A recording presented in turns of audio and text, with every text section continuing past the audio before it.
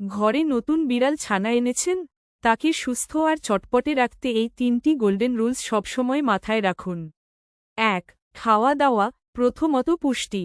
বাচ্চার বয়স ১ মাসের কম হলে ভুলেও গরুর দুধ দেবেন না, শুধু KMR বা কিটেন মিল্ক রিপ্লেসার খাওয়ান। আর ১ মাস পেরিয়ে গেলে ধীরে ধীরে নরম ভেজা খাবার বা ওয়াটার সোকট কিপস দেওয়া শুরু করুন।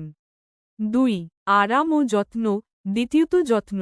ছোট ছানারা নিজের শরীর গরম রাখতে পারে না, তাই তাদের থাকার জায়গায় নরম কম্বল বা সুতি কাপড় রাখুন।